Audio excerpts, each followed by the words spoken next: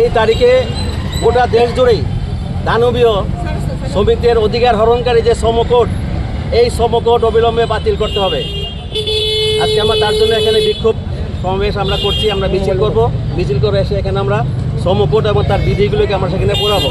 কারণ আমরা লক্ষ্য করছি কেন্দ্রীয় সরকার গত 5টি রাজ্যে বিধানসভা নির্বাচন শেষ হওয়ার পরই তারা এই শ্রমকোড লাগু করে দিয়েছে এবং এই শ্রমকোড লাগু করার ফলে গোটা দেশের শ্রমজীবী মানুষের প্রায় 100 বছরের লড়াই সংগ্রামের মধ্য দিয়ে যে অধিকার অর্জন করেছিল সেগুলি এখন বাতিলের পথে এবং সেই মুনাফা আজকে আরও বাড়ছে মালিকদের, বিশেষ করে কর্পোরেট বড় বড় পুঁজিপতিরা আমরা লক্ষ্য করছি তারা এই সুযোগটা নিচ্ছে।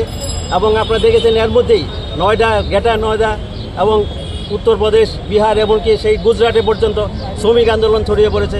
শ্রমিকরা যখন ন্যায্য তার মজুরির জন্য দাবি করছে, তার বিভিন্ন যে সুরক্ষা ইত্যাদি বিষয়গুলি নিয়ে কথাবার্তা বলার চেষ্টা করছে সরকার বা কর্তৃপক্ষ বা কর্পোরেট, তারা এগুলি সবগুলি তারা ডিনাই করছে।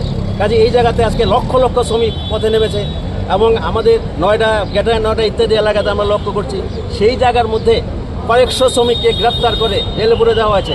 প্রায় 1800 শ্রমিকের নামে এফআইআর করা হয়েছে, তাদের নামে গ্রেপ্তারি পরোয়ানা এবং আমাদের CITU নেতৃত্ব সহ শ্রমিক নেতৃত্বকে তাদেরকে গৃহবন্দী করে রাখা হয়েছে। এবং আজকে আমাদের দাবি যে অবিলম্বে সেই শ্রমিকদের নিঃশর্তভাবে তাদের মুক্তি দিতে হবে এবং এই শ্রমিকদের যত রকম মামলা দেওয়া হয়েছে সব প্রত্যাহার করতে হবে, তাদের কাজ ফিরিয়ে দিতে হবে এবং তাদের ন্যায্য মজুরি দিতে হবে।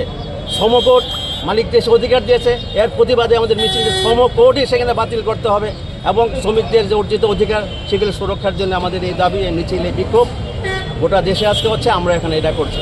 এখন আমাদের এখান থেকে একটা মিছিল আমরা শুরু করবো শহর ঘুরে শ্রম কমিশনার অফিস, এখানে এসে আমরা বিক্ষোভ দেখাবো এবং শ্রমকোড আর তার বিধিগুলোকে আমরা সেখানে পড়াবো।